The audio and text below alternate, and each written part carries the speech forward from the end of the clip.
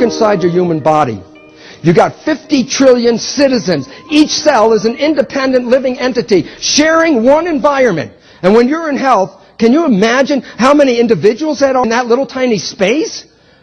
Compared to the number of people on this planet, that makes them look insignificant. And yet they live in harmony.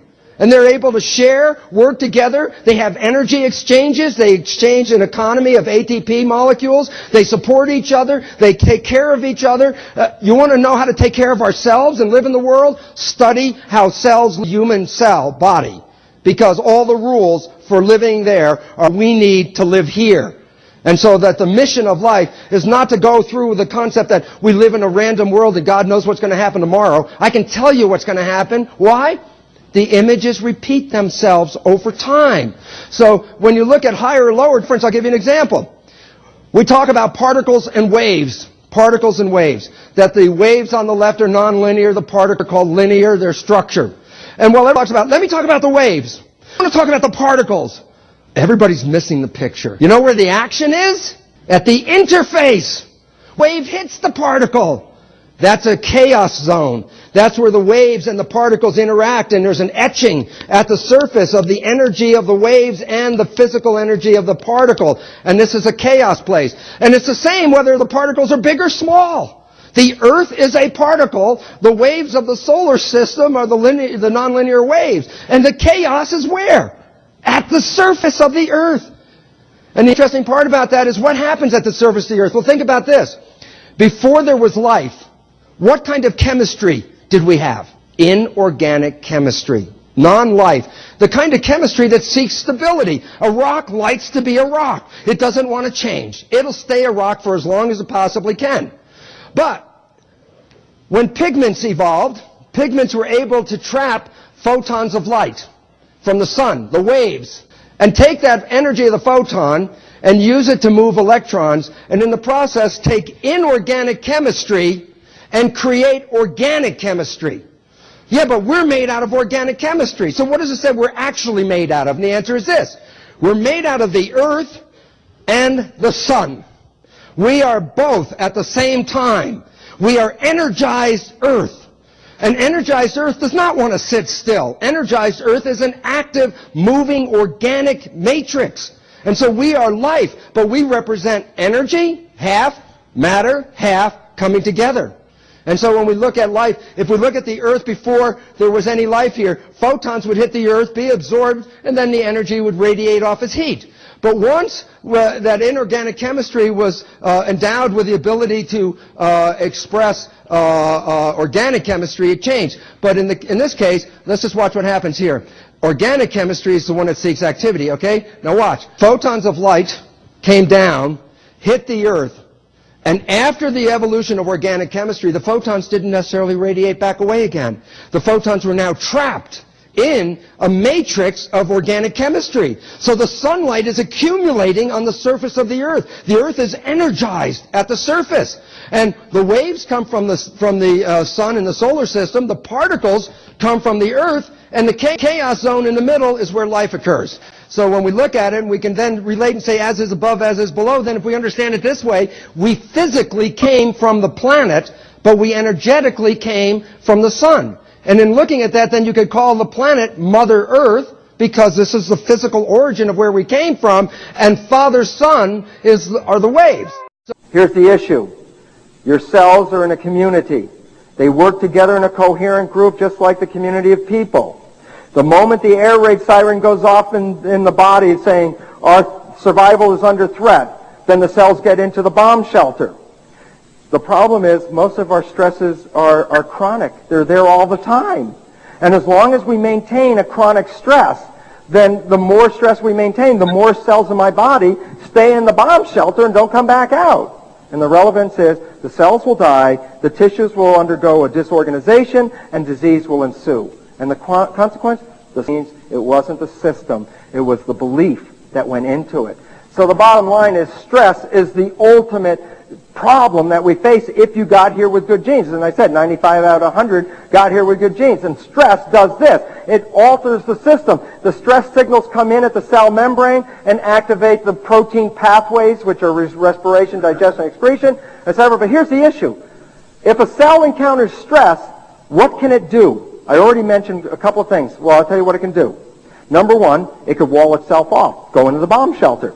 And the question is, yeah, I can survive, but not for a long time doing that. So that's a temporary effect. It's the only thing I can do temporarily.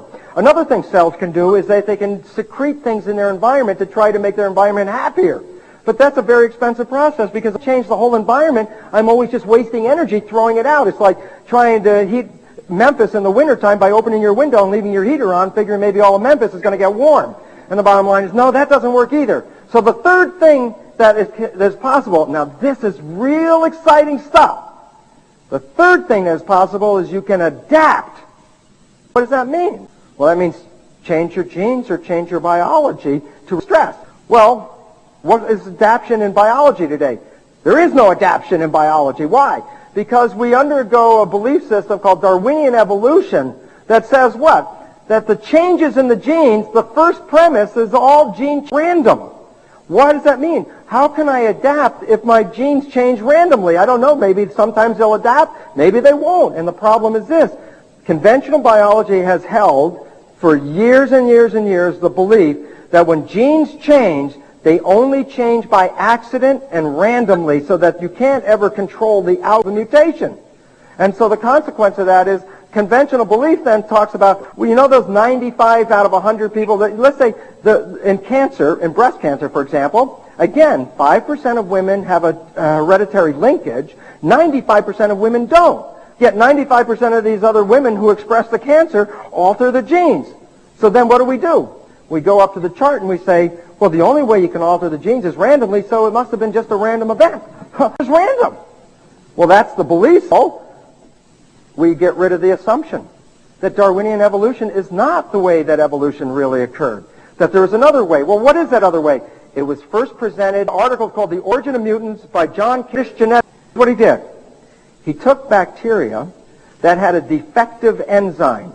The enzyme lactase. Lactase is an enzyme who breaks down the milk sugar called lactose. And that enzyme is necessary to break down the sugar to extract the energy and the building blocks so the bacteria can use the lactose as a food source to power in division. So these bacteria that Karen starts with have defective enzymes for lactase. They cannot eat. That's the truth. So he takes these bacteria and he puts them in a petri dish, and the only food he put in the petri dish is lactose. Talk about stress. These little bacteria guys were going, oh man, who's eating here? Well, the problem is this. When there's nothing to eat, they can't divide.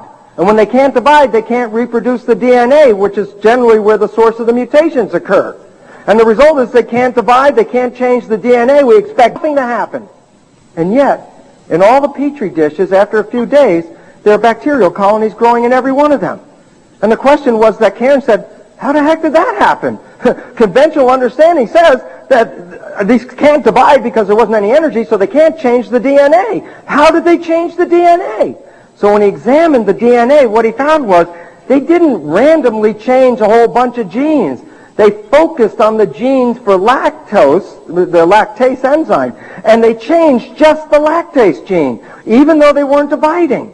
It was a whole new mechanism, a whole new concept. And the interesting part about it is, when he reported this, the British journal Nature, heresy in evolutionary biology.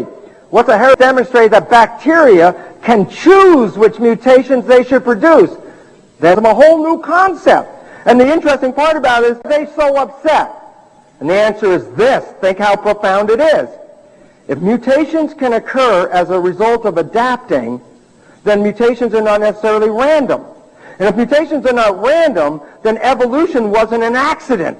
We didn't get here by accident. We got programmed. The relevance of this is that we actually got here through a process of creation and evolution simultaneously occurring, that the organisms were pre-adapting to the environment, and the signals in the environment were shaping the organism, so that evolution was an accident.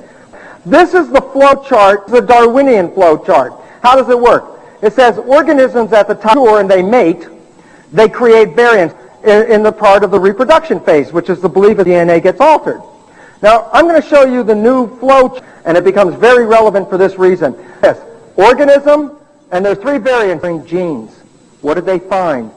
that in every nucleus, in every cell in your body, you have genes whose function it is to rewrite the other genes if they encounter. To go through the concept that we live in a random world and God knows what's going to happen tomorrow. I can tell you what's going to happen. Why? The images repeat themselves over time. So when you look at higher or lower, for instance, I'll give you an example. We talk about particles and waves. Particles and waves.